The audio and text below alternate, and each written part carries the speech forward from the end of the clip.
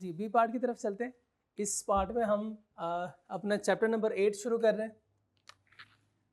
Chapter 8 हमारा इसका title है multiplier and accelerator. Multiplier and accelerator. Multiplier कैसे कहते हैं, एक्सेलरेटर किससे कहते हैं, ये अब डिस्कस करेंगे आज के लेक्चर में। पहले हम पढ़ेंगे multiplier principle, then accelerator principle, और फिर एक छोटा सा कॉन्सेप्ट और है बिजनेस साइकिल का। पहले चलते हैं मल्टीप्लायर प्रिंसिपल की तरफ। अच्छा, एक एग्जांपल से इस कॉन्सेप्ट को पहले समझते हैं। फॉर एग्जांपल मेरे पास एक बॉल है, इसको मैं 10 मीटर या 10 फीट के डिस्टेंस से मैं ड्रॉप करता हूँ। ऊपर से नीचे इसको जब ड्रॉप करता हूँ तो आपने मुझे बताना है कि ये बॉल का डिस्टेंस कितना होगा। जब ये जमीन पे आके रुक जाता है तब तक का जो डिस्टेंस होगा इसका इतना, वो कितना होगा। मैंने 10 फीट से इसको ड्रॉप किया। अब ये जैसे पहला टिप्पा खाता है तो फिर क्या वापस बाउंस बैक होता है और फिर जाता है, फिर दूसरा टिप्पा, फिर तीसरा टिप्पा, चौथा, उसके बाद कुछ उसके इंटरवल के बाद वो रुक जाता है। अगर मैं ये ड्रॉ करके देखूं तो मेरा ख्याल है कि ये कुछ इस तरह ही बनेगा। ये कुछ इस तरह से बनता है और फिर इधर आके रुक जाता है। ये जो इसका डिस्टेंस 10 मीटर से मैं ड्रॉप कर रहा हूं, इसके बाद वापस उछलता है तो क्या वो 10 मीटर के डिस्टेंस तक आता है? नहीं, उससे थोड़ा सा कम होता है। अज्यूम करते हैं 8, और उसके बाद जब दोबारा जब है वो जमीन के साथ ये टिप्पा खा के ऊपर आता है तो ये आई अज्यूम कि ये 6 मीटर है, फिर ये 4 मीटर हो सकता है, ये फिर 2 मीटर, उसके बाद ये फिर रुक जाता है। इसका टोटल डिस्टेंस बता सकते हैं आप, जो जहां से मैंने इसको ड्रॉप किया है और जिस पॉइंट पे ये रुक गया आके, ये टोटल डिस्टेंस बता सकते हैं कितना उसने, यानी कितना हाइट उसने उसका है। तो वो ये है कि पहले 10 मीटर से मैंने इसको ड्रॉप किया है तो वो होगा इसका डिस्टेंस, प्लस वापस जब ये उछला तो ये 8 metre distance, plus 6 metre, plus 4 and plus 2 metre. ये कितना है? 18, 24, 28, 30।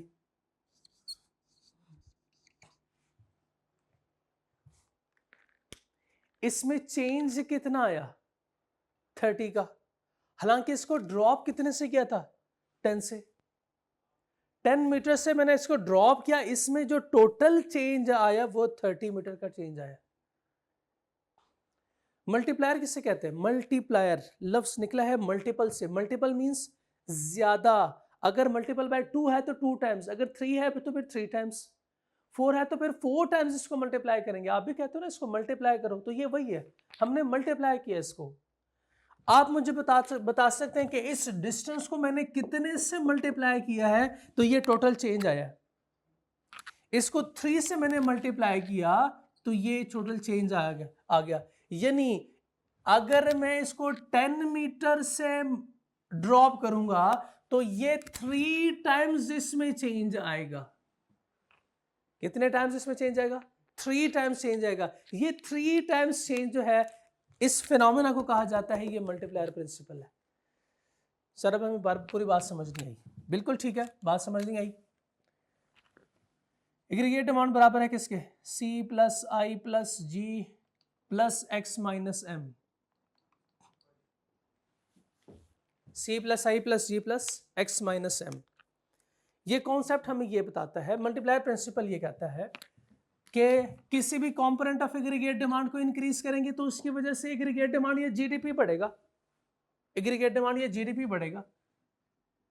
ये कॉन्सेप्ट हम पहले पढ़ चुके चैप्टर 6 में, और चैप्टर 7 में भी हमने देखा, हमने कंजम्पशन को इंक्रीज किया तो एग्रीगेट डिमांड ज्यादा, हमने इन्वेस्टमेंट को भी इंक्रीज किया था तो एग्रीगेट डिमांड ज्यादा। अब ये कॉन्सेप्ट हमें चैप्टर 8 ये सिखाता है कि अगर आप देखिए, मैं 1 रुपया इन्वेस्ट करूंगा तो अकाउंटिंग वाले कहते हैं इंक्रीज 1 आएगा, 1 से। 2 रुपये खर्च करूंगा तो 2, 3 तो फिर 3, हम कहते हैं नहीं ऐसे नहीं होगा, ये तो आपके अकाउंटिंग में हो सकता है ये कॉन्सेप्ट हो, बल्कि हमारे इकोनॉमिक्स में ये होता है कि अगर आप इन्वेस्टमेंट करते हो 10 मिलियन इन्वेस्ट करते हो, तो जो टोटल चेंज आता है जीडीपी या एग्रीगेट डिमांड में वो 10 मिलियन नहीं आएगा, बल्कि 10 मिलियन से ज्यादा होगा। जो जीडीपी में या एग्रीगेट डिमांड में टोटल चेंज होगा ये 10 मिलियन नहीं होगा, ये जो चेंज होगा ये 10 मिलियन से बहुत ज्यादा होगा। यानी इन्वेस्टमेंट ज्यादा तो जीडीपी में चेंज आएगा जरूर, और वो होगा बहुत ज्यादा। अब हमारे जो एग्रीगेट डिमांड की डेफिनेशन थी, किसी भी कंपोनेंट ऑफ एग्रीगेट डिमांड को इंक्रीज करोगे तो एग्रीगेट डिमांड ज्यादा। अब इसके थोड़ी सी इसको मॉडिफाई करने लगा मैं, किसी भी कंपोनेंट ऑफ एग्रीगेट डिमांड को अगर आप इंक्रीज करते हैं तो जीडीपी एग्रीगेट डिमांड में जो चेंज आएगा वो बहुत ज्यादा होगा, वो बहुत ज्यादा होगा।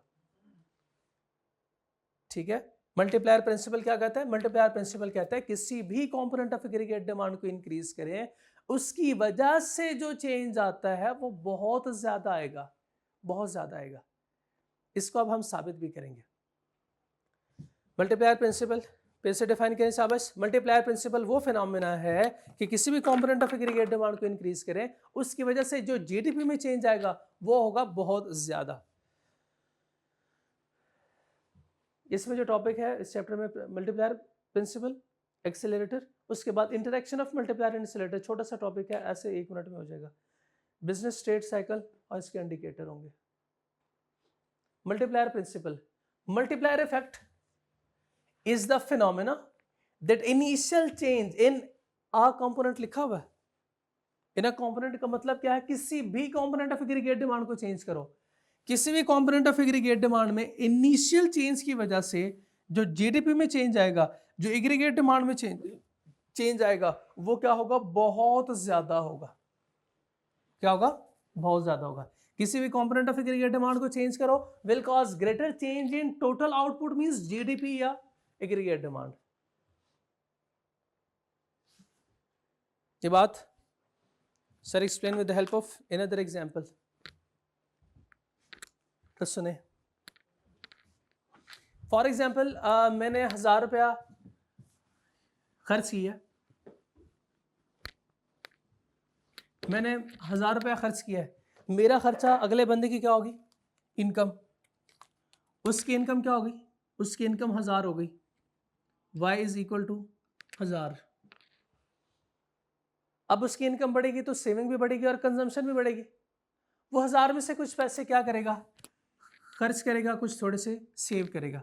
उसकी सेविंग फॉर एग्जांपल है 200, तो वो नेक्स्ट कंजम्पशन उसकी कितनी होगी? 800, क्योंकि हमें पता है C plus S is equal to Y, या y is equal to C plus S. ये 800 उसने खर्च किया, 800 उसने खर्च किया, तो कंजम्पशन पहले कितनी थी? देखिए मैंने कितनी कंजम्पशन की है? 1000, जो अगले की इनकम है। उसने कितनी कंजम्पशन की है? 800, जो अगले किसी की इनकम होगी। मेरे 1000 की वजह से इकोनॉमी में इंक्रीज आया होगा ना, एग्रीगेट डिमांड तो इंक्रीज, क्योंकि मेरी कंजम्पशन है, कंजम्पशन ज्यादा तो एग्रीगेट डिमांड ज्यादा। अब उसकी अगले की इनकम है, क्या वो सारे के सारे अपने पास रखेगा? नहीं, कुछ पैसे वो खर्च करेगा, थोड़े बहुत सेव करेगा। जो उसने खर्च किए, क्या चीजें उसने परचेज की होगी, तो जितना उसने खर्च किया है अगले दिन उसकी प्रोडक्शन भी उतनी होगी। अब इसका खर्चा अगले की इनकम होगी, अगले की इनकम का वो क्या करेगा? कुछ थोड़े बहुत पैसे सेव करेगा और कुछ थोड़े से खर्च करेगा। फॉर एग्जांपल यहाँ पे भी सेविंग है 200, तो कंजम्पशन कितनी हो जाएगी? 600। क्या आप बता सकते हैं अब इस बार कंजम्पशन कितने से बढ़ रही है? कंजम्पशन 600 से बढ़ रही है। कंजम्पशन ज्यादा तो एग्रीगेट डिमांड भी ज्यादा। ये 600 अगर एक की कंजम्पशन है, एक का खर्चा, तो दूसरे की क्या होगी? इनकम होगी। इसमें फर्दर वो 200 क्या करता है? खर्च करता है, सॉरी 200 सेव करता है और 400 खर्च करता है। अब की बार कंजम्पशन कितने से? 400 से इंक्रीज हो रही है। और नेक्स्ट अगले बंदे के पास जब ये पैसे जाते हैं तो 200 अपने पास रखता है, 200 आगे खर्च करता है, तो यहां तक कंजम्पशन कितनी हो रही है? 200। आप देख सकते हैं कि हर एक स्टेज पे कंजम्पशन जो है वो इंक्रीज हो रही है। इधर कंजम्पशन ज्यादा, सी ज्यादा, एग्रीगेट डिमांड ज्यादा, सी ज्यादा, एग्रीगेट डिमांड ज्यादा, सी ज्यादा, एग्रीगेट डिमांड ज्यादा, सी ज्यादा, एग्रीगेट डिमांड ज्यादा, सी ज्यादा, एग्रीगेट डिमांड ज्यादा। टोटल सी में कितना चेंज? हमने इनिशियल कितना किया था? 1000 initial change in component of aggregate demand 1000, लेकिन आउटपुट में टोटल चेंज कितना आया? 1000 जमा 800 जमा 600 जमा 400 जमा 200 equals to change in aggregate demand equals to 3000। किसी भी कंपोनेंट ऑफ एग्रीगेट डिमांड को चेंज करने से जो जीडीपी में टोटल आउटपुट में जीडीपी में एग्रीगेट डिमांड में चेंज आएगा वो उससे ज्यादा होगा। ये है मल्टीप्लायर फिनोमेना या मल्टीप्लायर प्रिंसिपल। अच्छा, अगर मैं इकोनॉमी से यही 1000 रुपए विड्रॉ करता हूं, लीकेज है ये इसका मतलब ये पैसे 1000 रुपए जा रहे थे या जा सकते थे इकोनॉमी में, अब मैंने विड्रॉ किए, तो बताएं इसके स्टेज पे कंजम्पशन कम हुई होगी, इधर कंजम्पशन कम होगी क्या? सिर्फ इधर कंजम्पशन कम होगी? नहीं, हर स्टेज पे जो कंजम्पशन हो रही थी या हो सकती थी अब वो कंजम्पशन भी नहीं हो रही।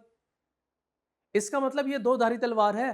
अगर आप इसको पॉजिटिव इंक्रीज करते हो तो जीडीपी में जो पॉजिटिव चेंज आएगा वो भी ज्यादा होगा, अगर आप इसको विड्रॉ करते हो तो जो नेगेटिव चेंज आएगा उसमें वो भी बहुत ज्यादा होगा।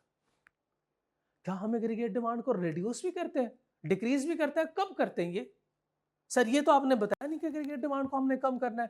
बिल्कुल, हम एग्रीगेट डिमांड को कम भी करते हैं। आपको याद होगा चैप्टर नंबर 6 का आखिरी लर्निंग ऑब्जेक्टिव था, उसमें हमने पढ़ा था कॉन्ट्रैक्शनरी पॉलिसीज, डिफाइन डिस्कस नहीं किया मैंने, कॉन्ट्रैक्शनरी पॉलिसीज, उसके साथ मैंने क्या लिखवाया था? एग्रीगेट डिमांड को कम करना।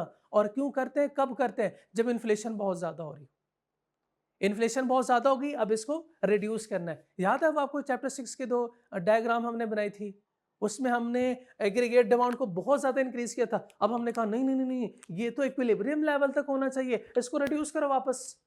तो एग्रीगेट डिमांड को रिड्यूस कैसे करेंगे? किसी भी कंपोनेंट ऑफ एग्रीगेट डिमांड को कम करके। भाई जब इंक्रीज हम किसी भी कंपोनेंट ऑफ एग्रीगेट डिमांड को इंक्रीज करने से उसको इंक्रीज करते हैं तो वापसी का भी तो वही रास्ता होगा ना, ठीक है ना? वापसी का रास्ता भी वही होगा, उतने से ही रिड्यूस होगा। मुझे वो लतीफा याद आ गया, चलें छोड़े, बता दो। वो किसी खातून से पूछे ना कि यहाँ से कराची जाते हैं तो बाय एयर तो 1.5 घंटा लगता है, लेकिन जब वापस आते हैं तो 90 मिनट लगते हैं, ऐसे क्यों?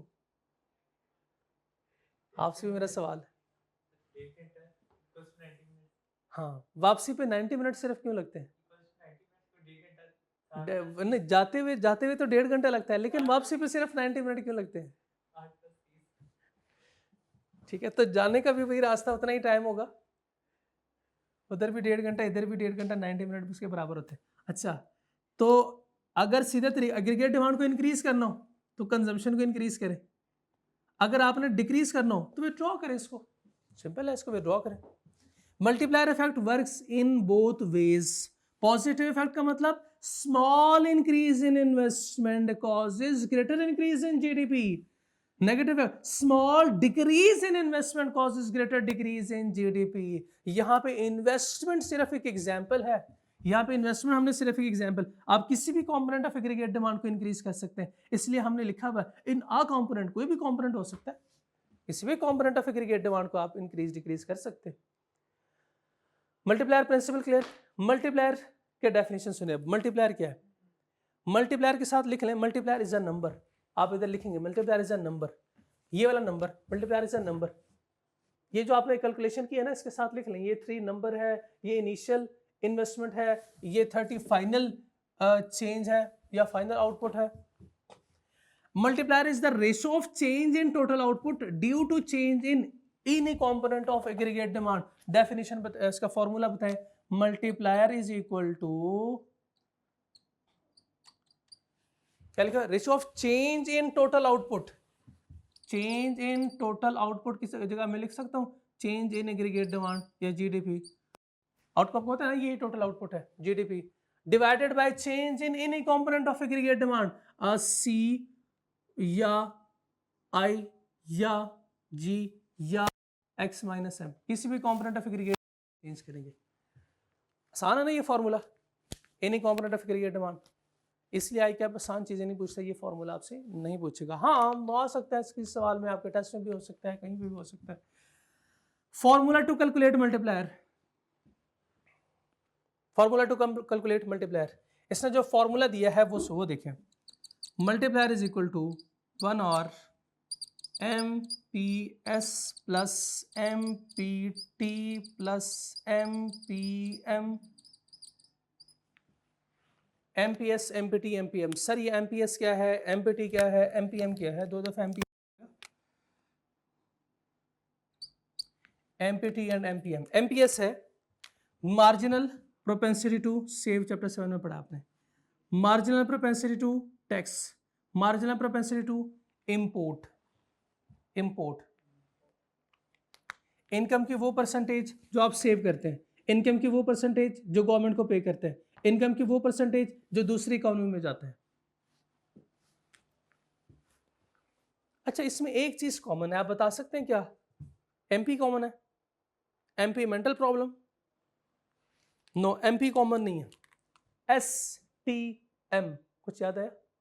S T M, S T M, अब बताएं, अब याद आया? याद आया? याद आया?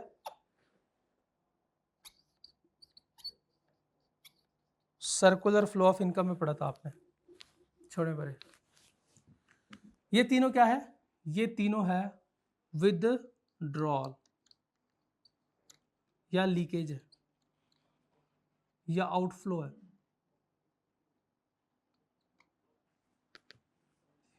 ठीक है, आउटपुट नहीं, आउटफ्लो।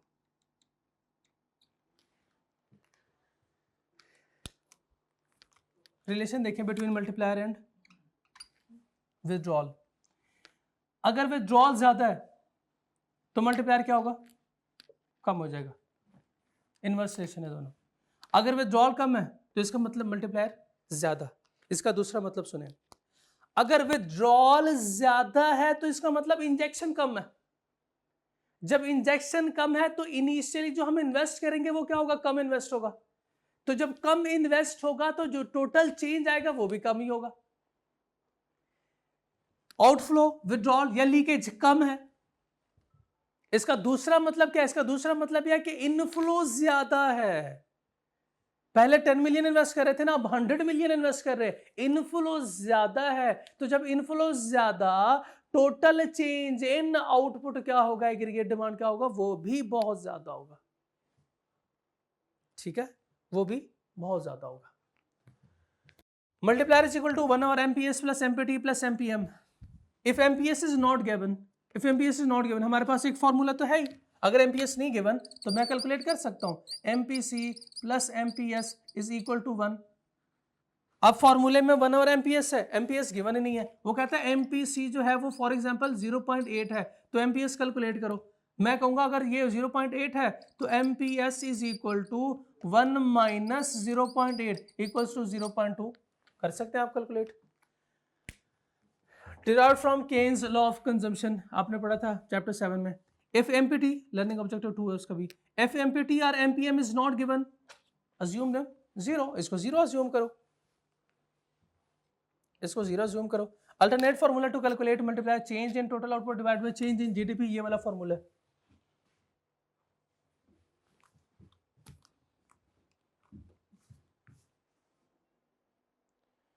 डिटर्मिनेंट्स इसके कितने हैं? इसके 3 डिटर्मिनेंट्स है। कौन कौन से? MPS, empty, MPM. डिफाइन करें। MPS is the percentage of income that is, खर्च जो नहीं करते, टी जो आप गवर्नमेंट को पे करते हैं, that is spent pay to government. MPM दूसरी इकोनॉमी जो जाते हैं, percentage of income that is used to buy goods and services from foreign economy, it is also called import multiplier. ठीक है, और एग्जाम्पल पढ़े। These determinants affect multiplier inversely. These determinants affect multiplier inversely. क्या मतलब इसका? Withdrawal ज्यादा multiplier कम, withdrawal कम multiplier ज्यादा. Higher the MPS MPT MPM, the lower the multiplier. Lower the MPC MPS MPT MPM, higher the multiplier. इसकी बात समझ आई? लेकिन अभी हमें कोई बात समझ नहीं आई जब तक हमने इसकी वर्किंग नहीं सीखी, कैसे ये मल्टीप्लायर वर्क करता है, कैसे ये वर्क करता है. अब इसकी वर्किंग हमने सीखनी है कि ये मल्टीप्लायर वर्क कैसे करता है. अब वो सुने sir. Explain with the help of example and table. अब थ्रू टेबल इसको हम एक्सप्लेन करेंगे. मैंने अज्यूम किया है कि MPC 0.6 है. I assume MPC is 0.6. आप MPS बता सकते हैं? यस, आपके पास फॉर्मूला है MPC plus MPS is equal to 1. अगर MPC 0.6 है तो आप ऐसे कर सकते हैं MPS is equal to 1 minus MPC which is equal to 1 minus 0.6 which is equal to 0.4. तो MPS कितना होगा? 0.4. फॉर एग्जाम्पल इनिशियली मैं इन्वेस्ट करता हूं इकोनॉमी में, कितना इन्वेस्टमेंट है ये? I investment is equal to 1000. अब 1000 मैंने इन्वेस्ट किया. मल्टीप्लायर प्रिंसिपल क्या कहता है कि जो जीडीपी में चेंज आएगा, जो एग्रीगेट डिमांड में टोटल चेंज आएगा, क्या वो 1000 होगा या 1000 से कम होगा या 1000 से ज्यादा होगा? बिल्कुल 1000 से ज्यादा होगा. ये अगर ये 1000 से ज्यादा साबित नहीं किया मैंने तो इसका मतलब यह है कि फिर ये कॉन्सेप्ट गलत है. अब साबित करूंगा ये 1000 से ज्यादा होगा. इनिशियली मैंने जो इन्वेस्ट किया था वो कितना था? 1000.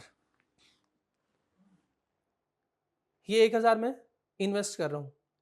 इस इन्वेस्टमेंट में कितने परसेंट जो है वो सेव हो रहा है? ये 0.4 है ना, 40% सेव. और ये कंजम्पशन 0.6 है. 400 सेविंग. ये 400 कैसे आ गया? 400 कैसे आया होगा? ये 1000 इंटू 0.4, या आप 40% लिख सकते हैं. 40% जो है वो हम क्या कर रहे हैं? सेव कर रहे हैं. तो इधर क्या आएगा? 600. ये 600 कैसे? 1000 इंटू 0.6 या 60%. 0.6 भी करेंगे तो यही आएगा. ये हमने क्या किया? खर्च किया. अब ये खर्चा हो गया. मेरा खर्चा, दूसरे की क्या होगी? इनकम. दूसरे की इनकम कितने से बढ़ेगी? 600 से. दूसरे की इनकम 600 से बढ़ रही है. अब आपको बताया था ना MPC और MPS क्या है? ये हमारी सोच है और हम इसको चेंज नहीं करेंगे. तो भाई बताएं शाबाश. 600 इंटू 40%, 240. इधर आएगा 360.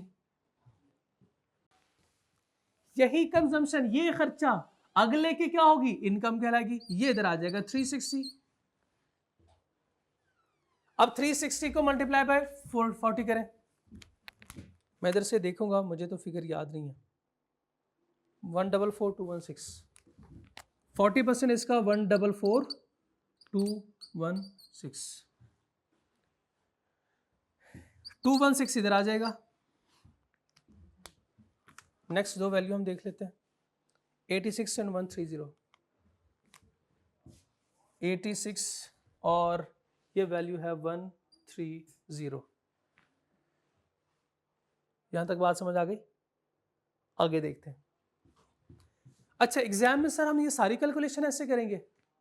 एग्जाम में अगर वो हमें इन्वेस्टमेंट देता है कि इनिशियली इन्वेस्टमेंट इकोनॉमी में हम इन्वेस्ट कर रहे हैं 1000, तो बताएं फाइनल जो चेंज होगा वो क्या होगा? क्या एग्जाम में भी सर ये एक्सरसाइज करेंगे? बिल्कुल भी नहीं. अब सुने एग्जाम में क्या करना है, इसको पूरा करते हैं, लेकिन पहले सुने जुगाड़. एग्जाम में हमने क्या करना है?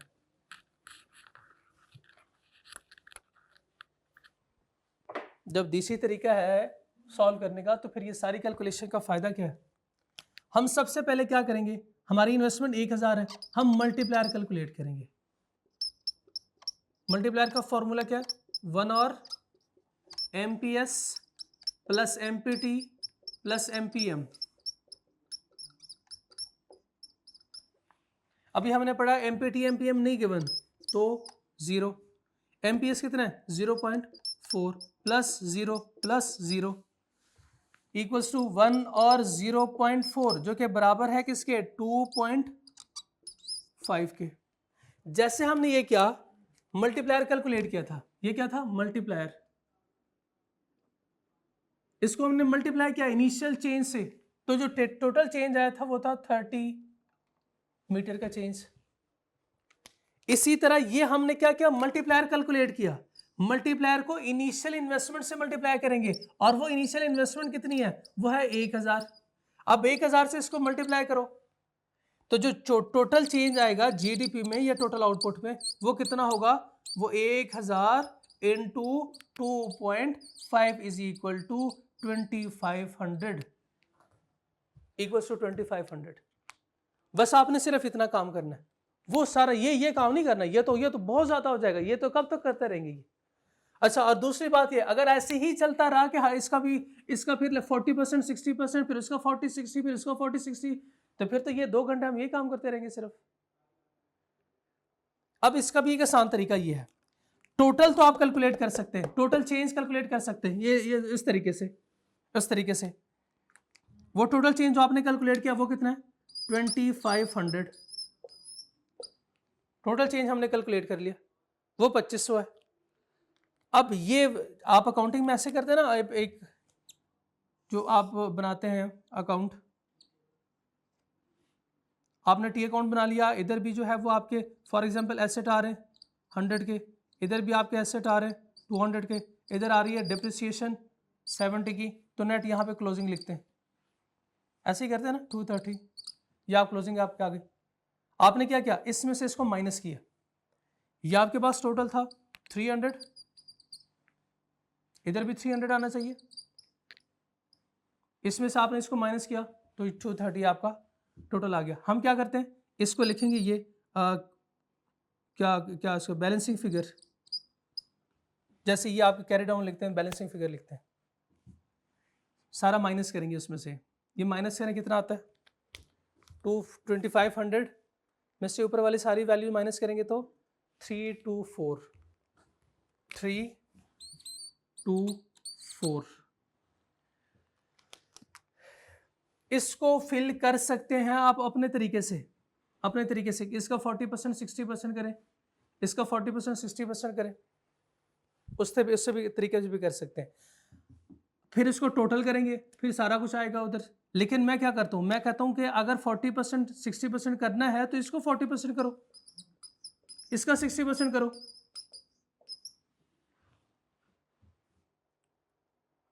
अब इसमें से ये सारी वैल्यू माइनस कर सकते हैं, इसमें से भी सारी वैल्यू माइनस करते हैं, उससे आसान ये है कि इसका 40% और 60% करके देख लो।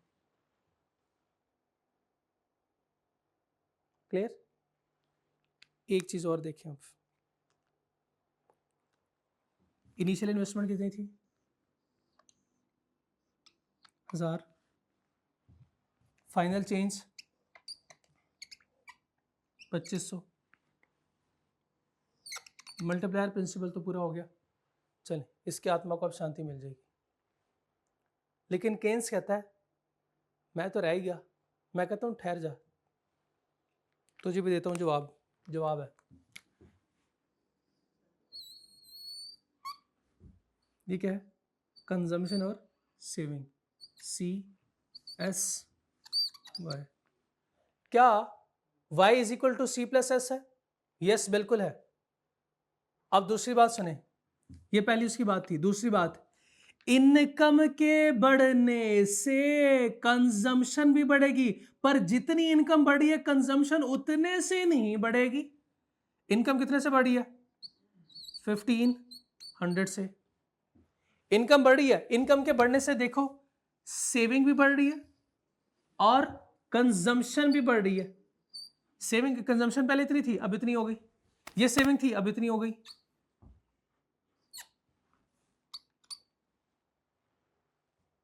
इधर भी y is equal to C plus S है। अब इनकम में जो चेंज आया वो 1500, कंजम्पशन में चेंज बताएं शाबाश, क्या वो इसके बराबर है? नहीं नहीं नहीं नहीं, कंजम्पशन में जो चेंज है वो कितना?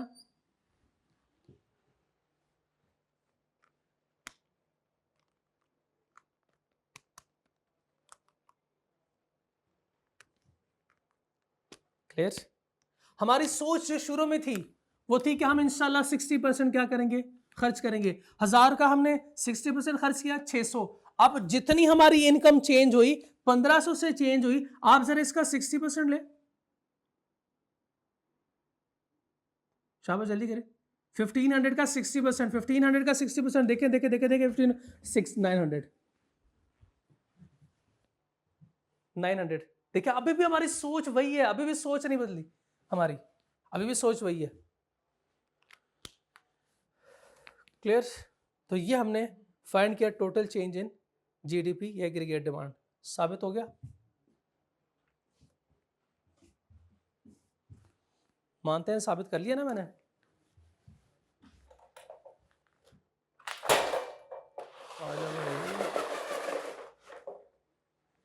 ये आपके सामने सारी कैलकुलेशन हुई भी। सर हमें बात समझ नहीं आई, please explain with the help of diagram. Sir पूरी बात नहीं समझ आई, पॉज कीजिए जी। Sir explain with the help of diagram, नहीं 2 डायग्राम्स। तो 2 डायग्राम मैंने आपके सामने ड्रॉ की है, क्या आप बता सकते हैं ये कौन सी डायग्राम है? गेस करें शाबाश। क्या लिखा हुआ है? Aggregate expenditure, saving and investment, chapter 7 में आपने पढ़ी थी। ये 2 diagram different approaches of macro economic equilibrium में। तो 2 डायग्राम सर ये क्यों ड्रॉ की है? बस हमने साबित करना है मल्टीप्लायर इफेक्ट को, मल्टीप्लायर प्रिंसिपल को यूजिंग दीज 2 डायग्राम्स। चलिए जी, एग्रीगेट एक्सपेंडिचर, इसमें हम क्या करते हैं कि टोटल एक्सपेंडिचर लेते हैं। ये है इकोनॉमी इस वक्त टोटल एक्सपेंडिचर, और आपको पता है टोटल एक्सपेंडिचर बराबर होता है सी प्लस आई के। ठीक है, एक लाइन में और ड्रॉ कर रहा हूं, आपने मुझे बताना ये कौन सी लाइन है। आपको पता नहीं याद हो कि नहीं याद हो, ये कौन सी लाइन है? ये थी इनकम लाइन, जिसको आपने 45 डिग्री लाइन कहा था। ये सप्लाई लाइन भी है, ये इनकम लाइन भी है। क्लियर? इस वक्त इकोनॉमी किस पॉइंट पे इक्विलिब्रियम में? ये पॉइंट है इक्विलिब्रियम पॉइंट, ये इक्विलिब्रियम पॉइंट, ये जीडीपी है। अब हमने फाइंड क्या करना है, हमने साबित क्या करना है, किसी भी कंपोनेंट ऑफ एग्रीगेट डिमांड को इंक्रीज करेंगे तो उसकी वजह से जीडीपी में चेंज आएगा, वो बहुत ज्यादा होगा, वो बहुत ज्यादा होगा। किसी भी कंपोनेंट ऑफ एग्रीगेट डिमांड को इंक्रीज करें तो उसकी वजह से जीडीपी में जो चेंज आएगा वो क्या होगा, बहुत ज्यादा होगा। तो देखते हैं, मैं ये 1 मार्कर के बराबर इसको चेंज करता हूं, 1 मार्कर के बराबर इसको इंक्रीज करता हूं, इतना मैंने इसको इंक्रीज करना है। इंक्रीज करके देखते हैं,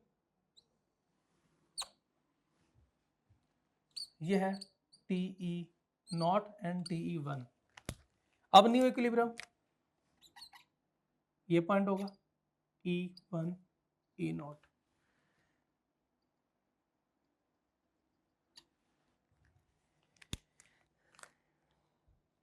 ये जो पहले चेंज है ये क्या है? Change in investment, for example change in investment, उसकी वजह से जो जीडीपी में चेंज आया, क्या वो उस 1 मार्कर के बराबर है? क्या उस 1 मार्कर के बराबर है? नहीं नहीं नहीं, वो उससे ज्यादा है, वो उससे ज्यादा है, तकरीबन 1.25, तकरीबन 1.25 मार्कर।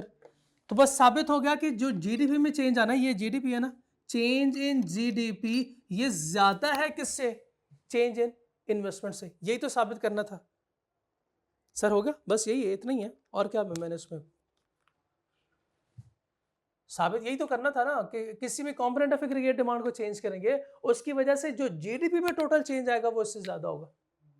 यह था यूजिंग एग्रीगेट एक्सपेंडिचर मेथड। अब करते हैं सेविंग इन इन्वेस्टमेंट अप्रोच से। सेविंग इन्वेस्टमेंट अप्रोच में हमें पता है, हमने अज्यूम किया था कि ये एक लाइन थी, ये कौन सी लाइन है, कोई बता सकता है ये कौन सी लाइन है? ये इन्वेस्टमेंट है। कौन सी इन्वेस्टमेंट? ये कौन सी इन्वेस्टमेंट है? ये थी ऑटोनोमस इन्वेस्टमेंट, ये ऑटोनोमस इन्वेस्टमेंट थी। और मैं अब एक supply line, supply curve draw करने लगा हूं, ये सप्लाई कर्व है। ये supply curve, sorry saving curve. अब क्या करना है मैंने, किसी भी कंपोनेंट ऑफ एग्रीगेट डिमांड को, कंपोनेंट वो फॉर एग्जांपल इन्वेस्टमेंट को मैं इंक्रीज करता हूं एक मार्कर के बराबर मैंने इन्वेस्टमेंट को इंक्रीज किया। ये पहले इनिशियल इन्वेस्टमेंट, इनिशियल इक्विलिब्रियम है ई नॉट और जीडीपी उस वक्त ये है। अब ये है न्यू इक्विलिब्रियम E1, जो चेंज है वो एक मार्कर के बराबर। ये क्या है, चेंज इन इन्वेस्टमेंट और चेंज इन जीडीपी। देखें चेंज इन जीडीपी क्या वो एक मार्कर के बराबर है? नहीं, एक मार्कर से ज्यादा है, तकरीबन डेढ़। इसका मतलब क्या हुआ कि जो जीडीपी में चेंज आया है वो ज्यादा है किससे, चेंज इन इन्वेस्टमेंट से। तो बस यही तो साबित करना था, ये मल्टीप्लायर प्रिंसिपल साबित हो गया using aggregate expenditure and saving investment approach. चलें देखते हैं, ये बिल्कुल यही आपके सामने यूजिंग एग्रीगेट एक्सपेंडिचर अप्रोच, या पढ़ लीजिएगा आपको ये समझ आ जाएगा, कोई मुश्किल नहीं है। वही बातें लिखी हुई कि इसको हमने इतने से इंक्रीज किया तो इसमें जो चेंज आएगा वो उससे ज़्यादा आएगा, तो उसने नंबर में बताया कि 1000 का चेंज, इधर 2500 का चेंज, तो ये आपके सामने ही है। ये सिर्फ समझाने के लिए उसने इसको ऊपर ड्रॉ किया, वैसे आपको पता है कि सेविंग कर्व नीचे से शुरू होता है।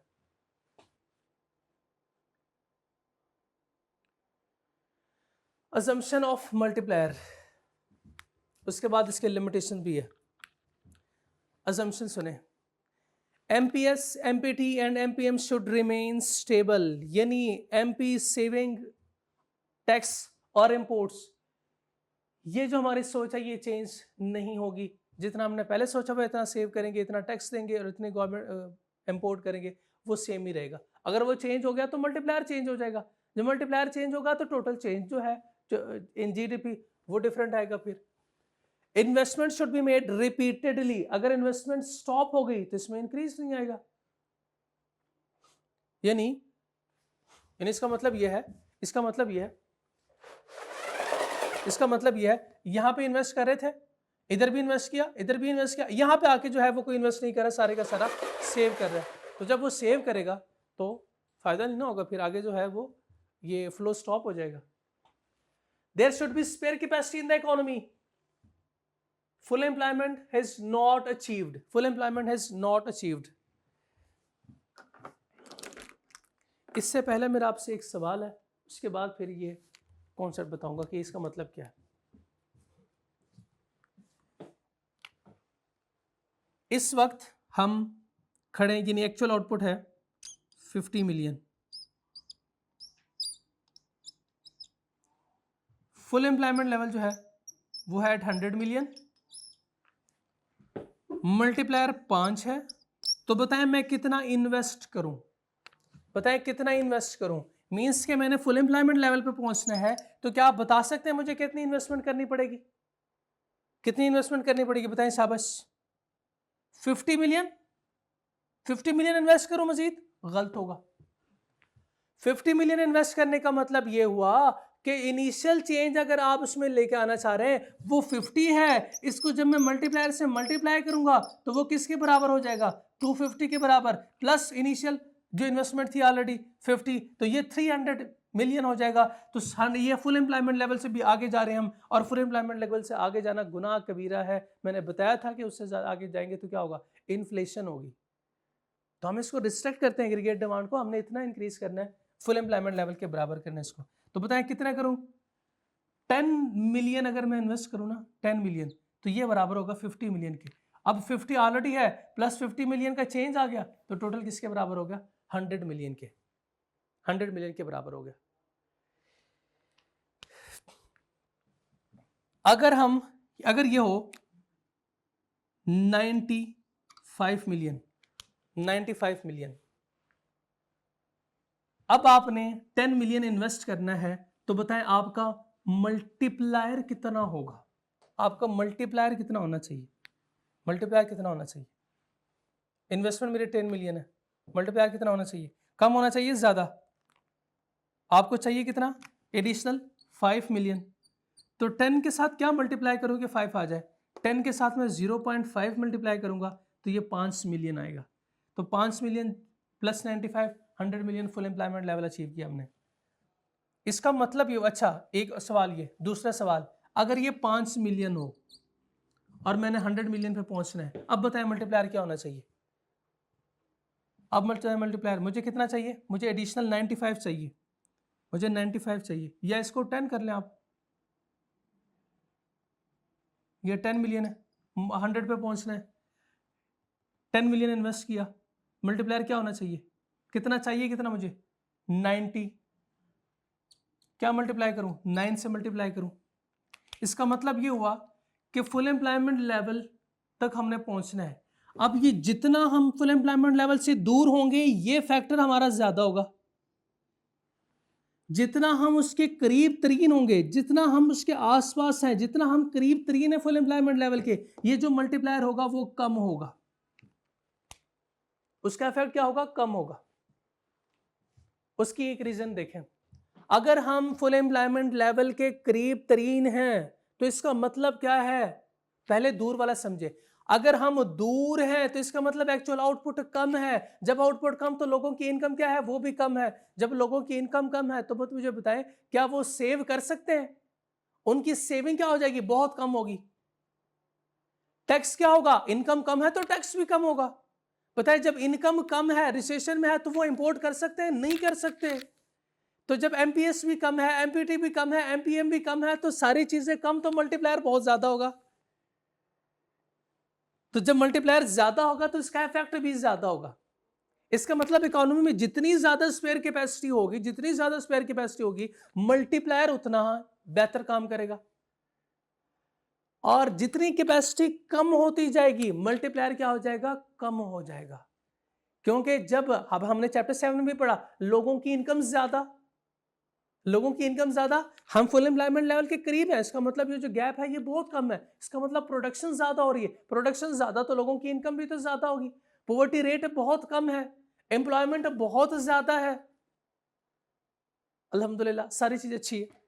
अब जब लोगों की इनकम ज्यादा तो वो क्या करेंगे, खर्चे भी ज्यादा करेंगे, ऐसे ही है ना, और सेविंग भी ज्यादा करेंगे, क्योंकि इनकम ज्यादा तो सेविंग भी ज्यादा, सेव ज्यादा, इनकम ज्यादा तो गवर्नमेंट को टैक्स भी ज्यादा देंगे। अब इनकम ज्यादा है तो बाहर से भी चीजें इंपोर्ट करेंगे, कर सकते हैं अब import.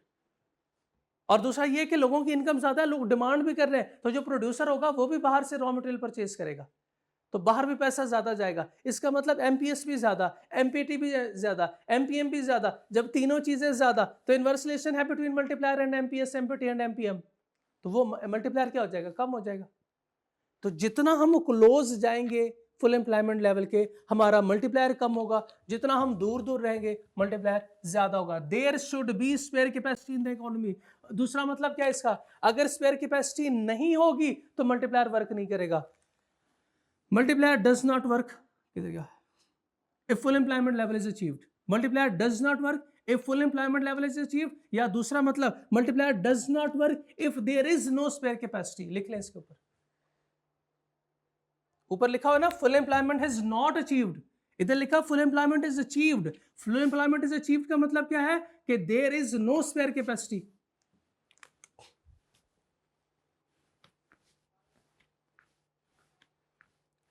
No change in price and tax rates, price और टैक्स रेट चेंज नहीं होना चाहिए, एमपीटी और ये सेम होना चाहिए ना।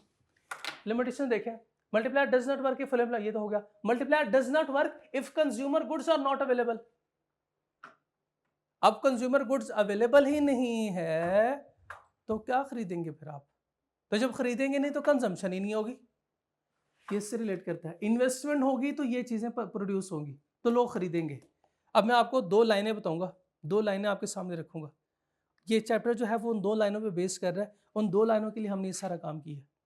अब ये एक लाइन के लिए था, अब दूसरे के लिए हम एक्सेलेरेटर प्रिंसिपल पढ़ेंगे।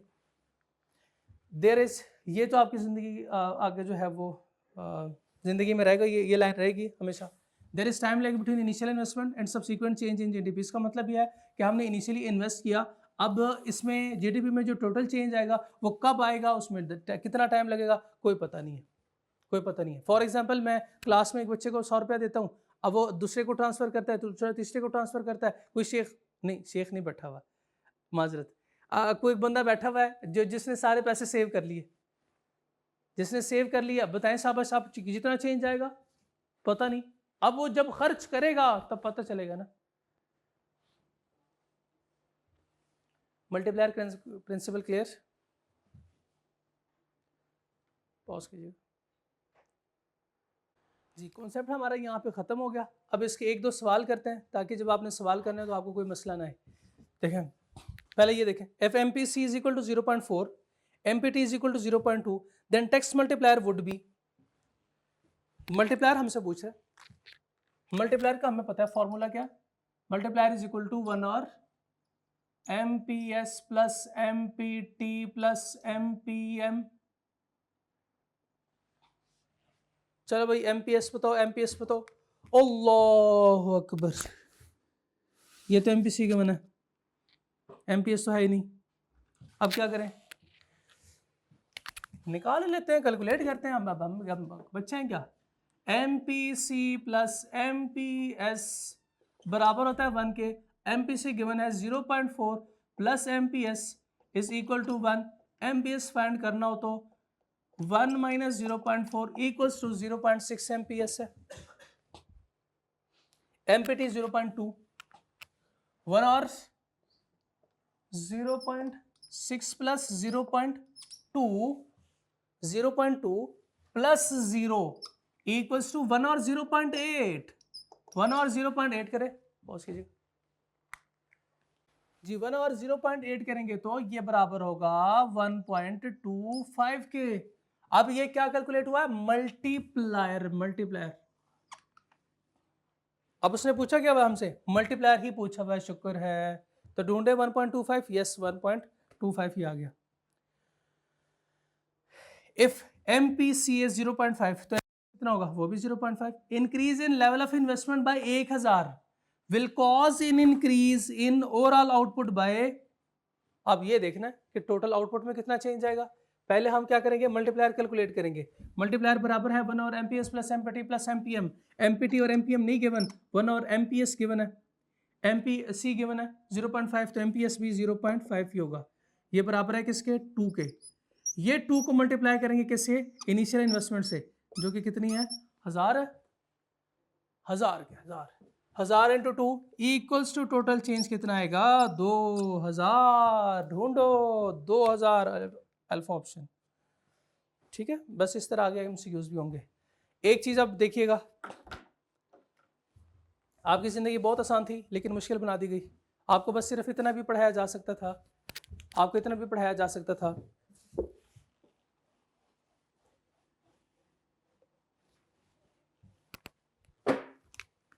सी आई जी एक्स माइनस एम।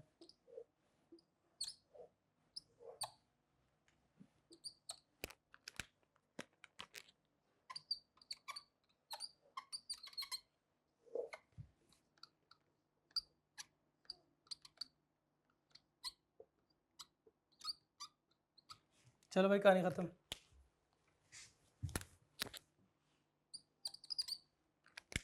कहानी खत्म। ये कॉन्सेप्ट है कौन सा, मल्टीप्लायर।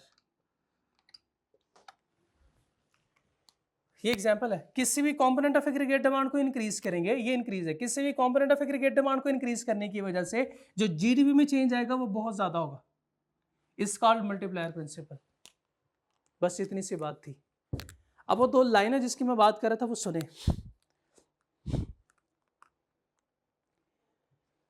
बरकत मार्केट में शवारमा के डिमांड ज्यादा होने की वजह से नई दुकानें खुलेंगी। पहली लाइन क्या थी, क्या है ये, बरकत मार्केट में शवारमा के डिमांड ज्यादा होने की वजह से नई दुकानें खुलेंगी। दूसरी लाइन सुने, बरकत मार्केट में नई दुकानें खुलने की वजह से शवारमा की प्रोडक्शन ज्यादा होगी। यह है मल्टीप्लायर। बरकत मार्केट में नई दुकानें खुलने की वजह से इन्वेस्टमेंट है, नई दुकानें खुलना क्योंकि कैपिटल गुड्स है। नई दुकानें खुलने की वजह से शॉर्मा की प्रोडक्शन ज्यादा होगी, ये मल्टीप्लायर है। अब एक्सीलेटर अगर आप मुझसे पूछे सर एक सिंगल लाइन में एक्सीलेटर बता दे, तो मैं वो भी बता सकता हूं कि बरकत मार्केट में शॉर्मा की डिमांड ज्यादा होने की वजह से नई दुकानें खुलेंगी। यानी ये जो है एक्सीलरेटर प्रिंसिपल है। ये क्या है? अब एक्सीलरेटर, ये एक्सीलरेटर है कि जब डिमांड होगी तब नई दुकानें खुलेंगी, नई दुकानें खुलेंगी तो जीडीपी ज्यादा यानी प्रोडक्शन ज्यादा होगी।